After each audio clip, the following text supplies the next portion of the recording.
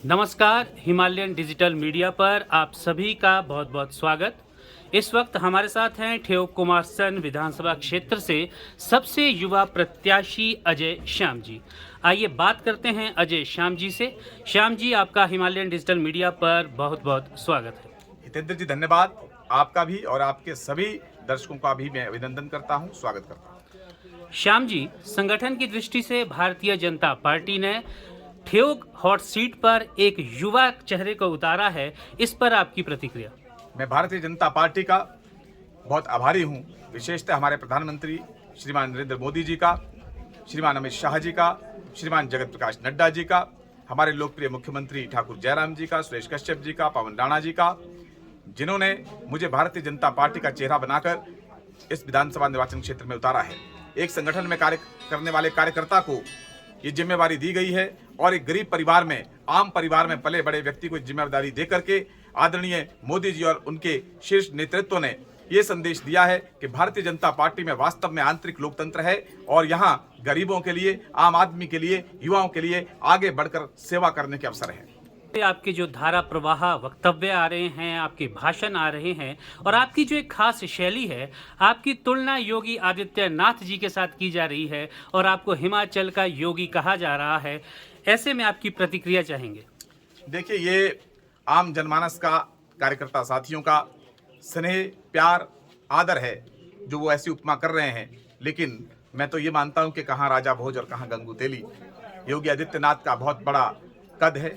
योगी आदित्यनाथ हमारे आदर्श हैं, लोकप्रिय नेता हैं, भारत के सनातन धर्म की संस्कृति के वे ध्वजवाहक हैं। हाँ, मैं इतना कह सकता हूं कि हम योगी जी के जीवन से प्रेरणा लेकर के योगी तो नहीं हो सकते, लेकिन कर्म योगी हो जाएं। अपने विधानसभा निर्वाचन क्षेत्र में जो हमारा सेवा क्षेत्र हमें हमारी पार्टी ने सौंपा है, उस सेवा क्षेत्र में कर्म योगी बनकर के हम आम जनमानस की सेवा में अपना जीवन लगा दें, ऐसी प्रेरणा उनसे लेते रहें और ईश्वर उसका सामर्थ्य हमें प्रदान करे। कल योगी जी ठेउक आ रहे हैं आपके पक्ष में जनसभा करने और आप यहाँ पे चर्चित हैं योगी के नाम से। क्या लगता है कितना जनसमूह वहाँ पे आने वाला है? बहुत उत्साह है। लोग पूछ रहे हैं योगी जी कितने बजे आएंगे, कब आएंगे, कैसे आएंगे, किधर से आएंगे। योगी जी को देखने के लिए समूचा ठेउक, पूरा एक एक विधानसभा क्षेत्र का एक एक व्यक्ति आना चाहता है। और मैं ये भी कहना चाहता हूं हितेंद्र जी कि योगी आ रहे हैं, विपक्षी घबरा रहे हैं, वो अफवाहें फैला रहे हैं योगी का दौरा कैंसिल हो गया। अरे भाई, योगी का दौरा कैंसिल करने वाले तुम कौन होते हो? योगी जी तो भगवत प्रेरणा से आ रहे हैं। हम सब कार्यकर्ताओं के आदर, हमारे स्नेह, आत्मीय बुलावे के कारण आ रहे हैं। योगी आएंगे और योगाभ्यास भी कराएंगे और विपक्षियों को धूल भी चटाएंगे। एक भावनात्मक प्रश्न, जैसा आपने अपने वक्तव्य में कहा कि आज मेरे पिता का साया मेरे सर पे नहीं है, आपने राजनीतिक जीवन में एक बहुत बड़ी उपलब्धि हासिल की है। भारतीय जनता पार्टी ने आपको एक युवा प्रत्याशी के रूप में उतारा है। ऐसे में कितनी कमी महसूस करते हैं आप अपनों की? देखिए, मैंने ये भावनात्मक विषय इसलिए कहा कि कुछ लोग जो सियासत की विरासत को आगे बढ़ाना चाहते हैं और केवल इस आधार पर वो राजनीतिक परिवार, पैसे वाले परिवार चुनाव में आ जाते हैं कि कोई उनके परिवार से चुनाव में था और वो इस संसार में नहीं रहा। निश्चित तौर पर ये दुखद होता है किसी का भी जाना, किसी के सर से पिता का साया उठ जाए, पति का साया उठ जाए, निश्चित तौर पर अति वेदनीय होता है। लेकिन ये बड़े बड़े परिवार वाले लोग, बड़े बड़े पैसे वाले लोग राजनीति में जब सियासती राजनीति को, विरासती राजनीति को, सियासती राजनीति को विरासत में लेना शुरू कर देते हैं, तो मुझे लगता है कि ये परिवारवाद देश के लोकतंत्र के लिए खतरा है।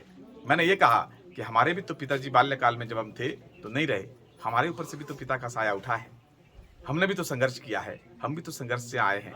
इसलिए केवल और केवल श्रद्धांजलि स्वरूप वोट मांगना, ये मुझे लगता है कि लोकतंत्र में तर्क संगत नहीं है।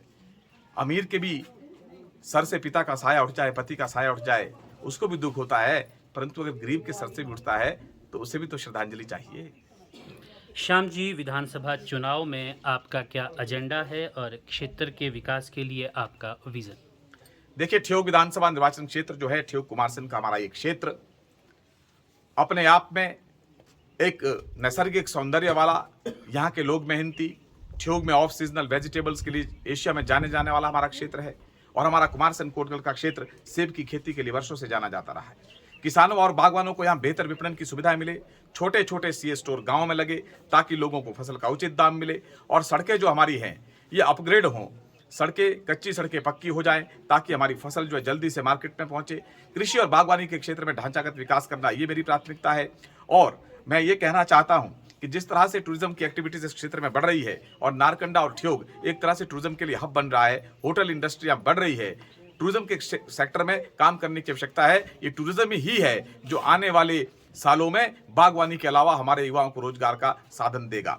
हमारा जो ठियोग विधानसभा निर्वाचन क्षेत्र है, ठियोग कुमार सिंह का निर्वाचन क्षेत्र, इस क्षेत्र में महिलाओं और युवाओं के लिए रोजगार के और अधिक अवसर कैसे सृजित किए जा सकते हैं और युवाओं और महिलाओं की कैसे शासन प्रशासन में और सामाजिक गतिविधियों में उनकी सहभागिता बढ़ाई जा सकती है, इस पर कार्य योजना बनाना ये मेरी प्राथमिकता है। और साथ ही साथ हमारी ये देवधरा है, हर गाँव में मंदिर है, देवता देवटियां हर गाँव में विराजमान है। इन देवटियों ने समाज को एक तरह से जोड़ करके रखा हुआ है। राजनीति तो कई बार समाज को तोड़ती है, लेकिन देवनीति ने समाज को जोड़ के रखा हुआ है। इसलिए इन देवालयों का और देवस्थलों का विकास करना, वहां पर हाई मास्ट लाइट लगे, वहां की गली तलाइयां पक्की हो, वहां स्वच्छ पेयजल मिले और उन गांवों में सामुदायिक भवन हो जिसमें हजारों हजार लोग कार्यकर्ता सहभोज कर सके, हजारों हजार लोगों का वहां शादी इत्यादि का प्रबंध हो सके। और साथ ही साथ क्योंकि हमारी मूल संस्कृति से अगर हम पीछे हटेंगे तो निश्चित तौर पर इस देश की संस्कृति को खतरा होगा।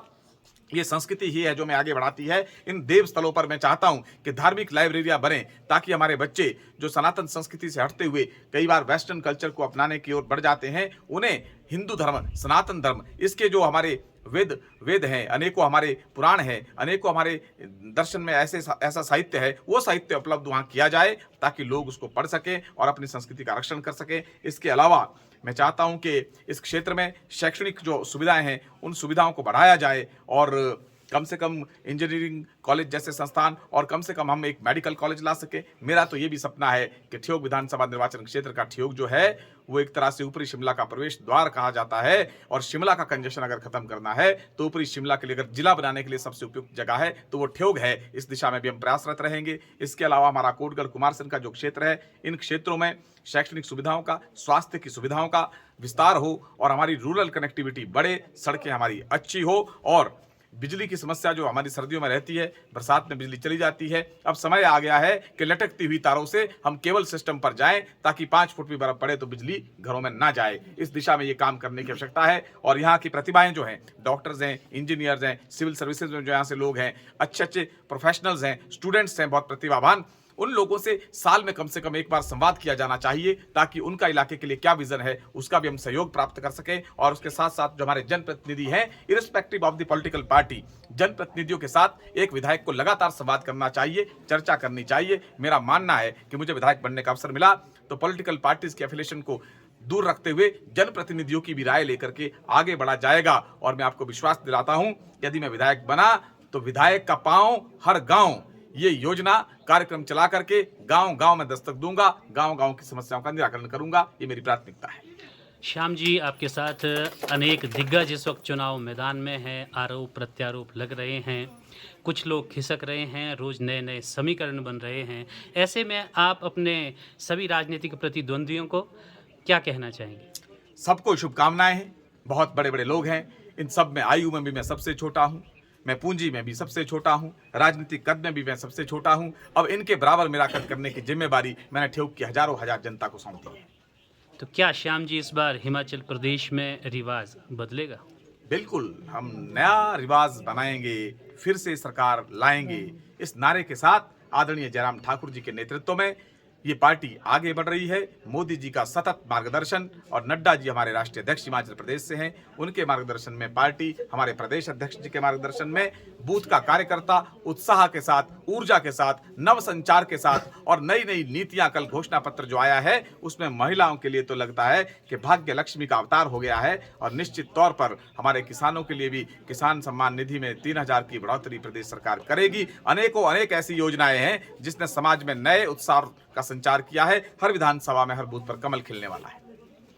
तो क्या हम ये मान के चलें कि एक युवा ठियोग कुमारसैन से विधानसभा जा रहे हैं और यदि वे विधानसभा पहुंचते हैं तो प्राथमिकता पर इस विधानसभा क्षेत्र के कौन कौन से विकासात्मक कार्य करवाने वाले हैं? मेरी जय विजय मेरी नहीं है, ये जनता की विजय होगी। मैं विधानसभा पहुंचूंगा तो मेरे 87,000 लोगों की आकांक्षाएं, उनकी पूर्ति होने वाली है। वो आकांक्षाएं विधानसभा पहुंचेगी और निश्चित तौर पर हम काम करेंगे। और जो मैंने पहले कहा कि प्राथमिकता, अपने आपने कहा, मेरी प्राथमिकता है कि ठियोग को जिला बनाया जाना चाहिए। मेरी प्राथमिकता है कृषि बागवानी के क्षेत्र में इंफ्रास्ट्रक्चर का विकास होना चाहिए। मेरी प्राथमिकता है रूरल कनेक्टिविटी और बढ़िया होनी चाहिए, पक्की सड़कें होनी चाहिए। मेरी प्राथमिकता है बिजली की जो हमारी लाइन्स हैं वो अब उस पे केबल सिस्टम पर जानी चाहिए, फाइबर सिस्टम पर जानी चाहिए, ताकि बिजली जो है निर्बाध बनी रहे। पानी पीने का हर घर में पहुंचना चाहिए और हर जो रोड है हमारी, हर गांव को बस पहुंचनी चाहिए। इन सब सुविधाओं के साथ साथ हमारा युवाओं के लिए, महिलाओं के लिए रोजगार प्रदायक कार्यक्रम बनाने चाहिए। गाँव में व्यायामशालाएं हों, हमारे स्पोर्ट्स के लिए, एक्टिविटीज़ के लिए केंद्र बने और साथ ही साथ हमारे यहाँ शैक्षणिक सुविधाओं का विकास हो। और हम प्रयास करेंगे कि इस क्षेत्र में एक मेडिकल कॉलेज के लिए भी प्रयास किया जाए। पिछले कल कांग्रेस अध्यक्षा प्रतिभा सिंह कुमार सेन आई थी। उन्होंने कहा कि विकासात्मक कार्य ठप पड़ गए हैं। क्या आप बताएंगे कि आपके दल ने यहाँ पर पिछले 5 वर्षों में विशेष तौर पर इस हलके में क्या क्या विकासात्मक कार्य किए हैं? मैं कहना चाहता हूं कि प्रतिभा जी जरा ध्यान से देखिए। बड़ा गांव में सब तहसील सरकार ने दी है, मतियाना में सब तहसील सरकार ने दी है, नारकंडा की पीएचसी का दर्जा सीएचसी बढ़ाकर सरकार ने किया है, ठियोग के अस्पताल का दर्जा बढ़ाया गया है, मतियाना में पीएचसी को सीएचसी में बदला गया है, अनेकों स्कूल अपग्रेड किए गए हैं। इन आपके कुमारसर में जहां वो थी उस पंचायत को नगर पंचायत का दर्जा दिया गया है। ये विकास के काम नहीं है तो क्या है? इसके अलावा करोड़ों करोड़ योजनाओं का शिलान्यास और उद्घाटन माननीय मुख्यमंत्री जी ने पिछले 1-2 महीने में ठियोग में किया है, जिस पर उनको ध्यान देना चाहिए। श्याम जी, आपका राजनीतिक संघर्ष सफल हो। हिमालयन डिजिटल मीडिया से आपने बात की, आपका बहुत बहुत धन्यवाद। धन्यवाद।